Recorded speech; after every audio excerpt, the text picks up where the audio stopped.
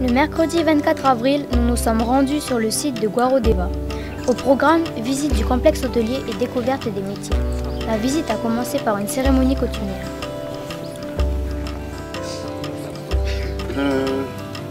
Ce premier geste-là, il est important. Il est important parce que c'est la première marque de respect quand on arrive chez quelqu'un. Le mano, c'est pour dire qu'on va se couvrir avec. Pour pas qu'on ait froid, pour pas qu'on ait besoin de quelque chose pour porter sur le dos. Mais c'est aussi le mano pour dire aussi la parole qu'on va attacher ensemble. Que les mots qu'on va se dire, ça ne part pas au vent. Voilà, à travers ça. Le billet, c'est pour mettre la valeur de la parole parce qu'on nous a donné une bouche, c'est pour parler, mais dire les bons mots. Et le travail que nous faisons, ce n'est pas pour nous simplement. C'est pour vous. Mais n'oubliez jamais le respect. Le respect de chacun d'entre nous, de l'autre, de vos accompagnateurs, de vos professeurs. Parce qu'ils sont là. Ils ont fait un choix, c'est de vous enseigner un savoir.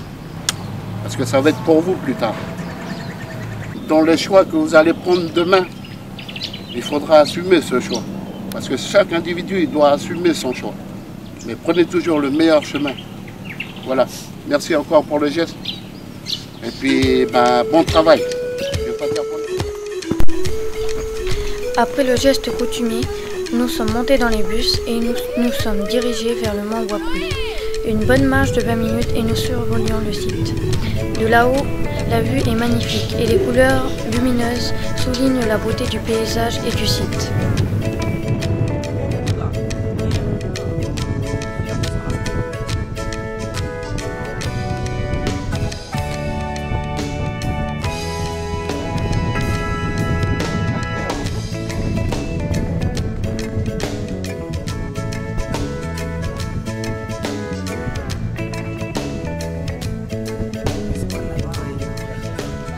Donc bienvenue sur le sommet du sentier du Wakui, de cet endroit-là, je vous ai amené ici pour avoir un aperçu déjà de l'ensemble du domaine de Deva, pour que vous vous rendiez bien compte de la beauté du site, comme je le disais hier lors de notre présentation, aussi bien vous voyez au niveau terrestre, un bel endroit qui longe cette partie du lagon qui est classée au patrimoine de l'UNESCO.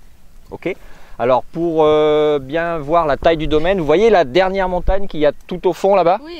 C'est ça la limite du domaine de Deva. Donc ça va jusqu'à la dernière montagne qu'on voit tout au fond là-bas. Et après, vous voyez la ligne de crête qu'il y a juste en face? Oui. Ça c'est pareil, c'est l'autre limite du domaine de Deva. Donc voilà, ça c'est pour avoir un aperçu de l'étendue du domaine. Donc ensuite, avec le livret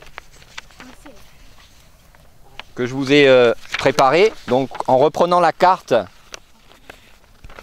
qui s'appelle les composantes de l'aménagement, vous avez pour rappel un petit peu les différents endroits où toutes les implantations vont être effectuées. Donc en dessous de nous, j'y reviendrai un petit peu tout à l'heure, on a le golf avec le chantier du Sheraton. Au fond là-bas, donc on aura le projet de camping, le club de vacances nature et puis l'espace historique et culturel. Voilà les projets qui sont en cours de définition pour l'aménagement du domaine de Deva. Donc la vallée Tabou, le périmètre classé historique et culturel dont je vous parlais hier, se trouve par là-bas. Donc d'ici, ça vous permet de voir, d'avoir un aperçu de ce que sera le futur golf. D'accord? Donc comme j'ai expliqué hier, ce sera un golf 18 trous. Il va s'étaler sur une superficie d'à peu près 60 hectares. Et c'est un golf qui a été dessiné par un architecte spécialiste dans ce type de parcours, qui est le cabinet Dye Design. Donc c'est un cabinet international qui a mis en forme, qui a dessiné le parcours de golf. Donc au jour d'aujourd'hui, le chantier n'est pas encore fini, d'accord? Ce qu'on voit pour le moment, c'est la partie terrassement. Ils sont en train de finir tout ce qui est assainissement, donc l'installation du réseau d'irrigation, les terrassements. Ils ont installé la clôture autour du golf et donc la prochaine étape, ce sera prévu pour la fin d'année, donc l'ouverture du parcours de golf. D'accord? Donc en phase de chantier, les différentes entreprises qui travaillent sur le chantier, vous avez des entreprises de terrassement, des entreprises qui s'occupent aussi de tout ce qui est, comme je le disais, assainissement, l'installation des réseaux d'irrigation pour pouvoir amener l'eau un petit peu partout au niveau du golfe. Et ensuite, une fois que le golfe va être ouvert, il va y avoir différents types d'emplois qui vont être à pourvoir au sein de ce type de structure. Donc au jour d'aujourd'hui, il devrait y avoir une douzaine d'emplois à pourvoir. Donc il y a déjà un responsable au niveau de la gestion de la structure, on appelle ça un intendant. Ensuite, il y aura un mécanicien pour s'occuper de la maintenance de tout le matériel. Ensuite, il y aura ce qu'on appelle un fontainier.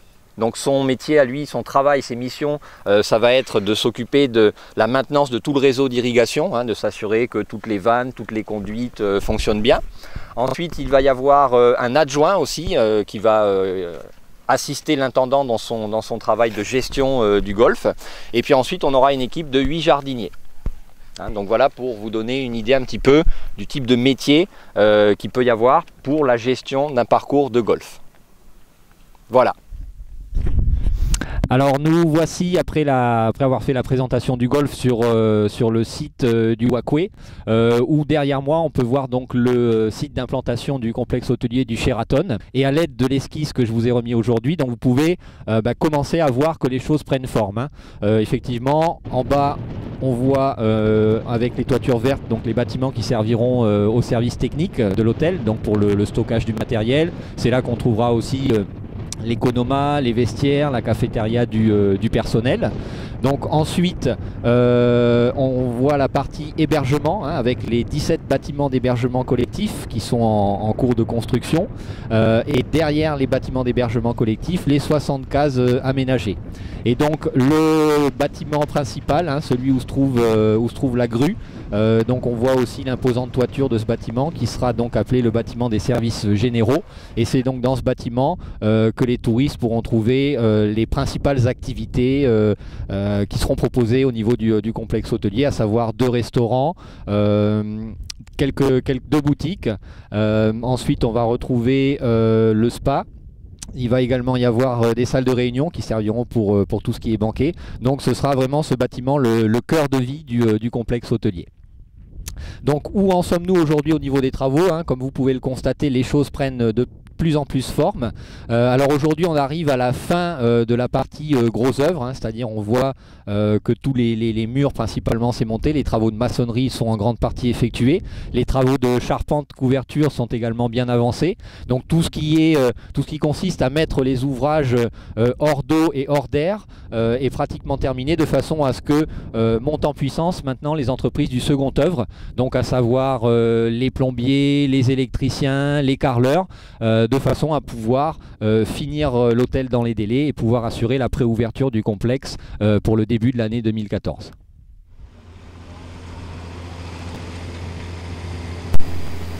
Puis, direction le chantier du complexe hôtelier. Les ouvriers sont en plein travail et s'affairent dans leur activité. On nous avait prévenu, le chantier doit avancer.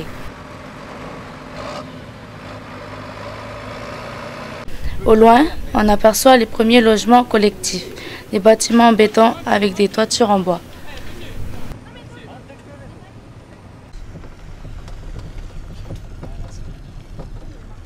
Alors bienvenue au milieu du chantier du Sheraton à Bourail sur le domaine de Deva. Donc on se trouve maintenant dans la partie hébergement et plus particulièrement au milieu des bâtiments d'hébergement collectif. Donc à partir de la plaquette que je vous avais préparée, vous pouvez avoir un aperçu un petit peu plus détaillé de ce que va donner un bâtiment fini avec l'esquisse que vous avez face à vous. Donc pour rappel, au total 17 bâtiments d'hébergement collectif et répartis dans ces 17 bâtiments, 40 chambres, 26 suites 1 à 2 chambres et 14 suites 2 à 3 chambres. Donc voilà pour la description de ces hébergements. Alors nous trouvons bien placés pour avoir un aperçu de l'avancement des différentes étapes de construction d'un de ces bâtiments d'hébergement collectif.